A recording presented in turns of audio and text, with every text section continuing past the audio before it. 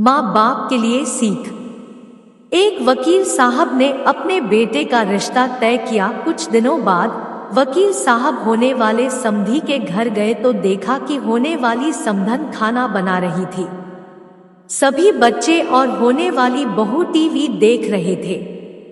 वकील साहब ने चाय पी कुशल जाना और चले आए।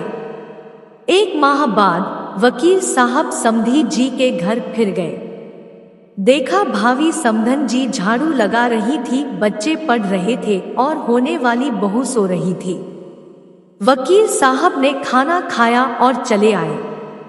कुछ दिन बाद वकील साहब किसी काम से फिर होने वाले समधी जी के घर गए। घर में जाकर देखा होने वाली समधन बर्तन साफ कर रही थी, बच्चे टीवी देख रहे थे और होने वाली बहू खुद के हाथों में नेल पेंट लगा रही थी। वकील साहब ने घर आकर गहन सोच विचार कर लड़की वालों के यहाँ खबर पहुँचाई कि हमें ये रिश्ता मंजूर नहीं है। कारण पूछने पर वकील साहब ने कहा कि मैं होने वाले समधी के घर 3 बार गया। तीनों बार सिर्फ समधन जी ही घर के काम काज में व्यस्त दिखी। एक भी बार भी मुझे होने वाली बहू घर का काम काज करते हुए नहीं दिखी। जो बेटी अपने सगी माँ को हर समय काम में व्यस्त पाकर भी उनकी मदद करने का न सोचे, उम्र दराज माँ से कम उम्र की जवान होकर भी स्वयं की माँ का हाथ बटाने का जज्बा न रखे, वो किसी और की माँ और किसी अपरिचित परिवार के बारे में क्या सोचेगी। मुझे अपने बेटे के लिए एक बहू की आवश्यकता है, किसी गुलदस्ते की नहीं जो किसी फ्लावर पॉट में सजाया जाए। इसलिए सभी माता पिता को चाहिए कि वे इन छोटी छोटी बातों पर अवश्य ध्यान दें।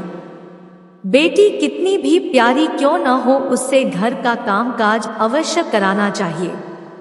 समय समय पर डांटना भी चाहिए, जिससे ससुराल में ज्यादा काम पड़ने या डांट पड़ने पर उसके द्वारा गलत करने की कोशिश ना की जाए।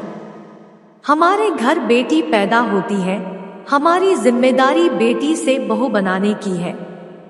अगर हमने अपनी जिम्मेदारी ठीक तरह से नहीं निभाई, बेटी में बहू के संस्कार नहीं डाले, तो इसकी सजा बेटी को तो मिलती है और माँ बाप को मिलती है, जिंदगी भर गालियाँ। हर किसी को सुंदर सुशील बहू चाहिए, लेकिन भाइयों, जब हम अपनी बेटियों में एक अच्छी बहू के संस्कार डालेंगे तभी तो हमें संस्कारी बहू मिलेगी। ये कड़वा सच शायद कुछ लोग न बर्दाश्त कर पाएं, लेकिन पढ़ें और समझें, बस इतनी प्रार्थना। वृद्धाश्रम में माँ बाप को देखकर सब लोग बेटों को ही कोसते हैं, लेकिन ये कैसे भूल जाते हैं कि उन्हें वहां भेजने में किसी की बेटी का भी अहम रोल होता है।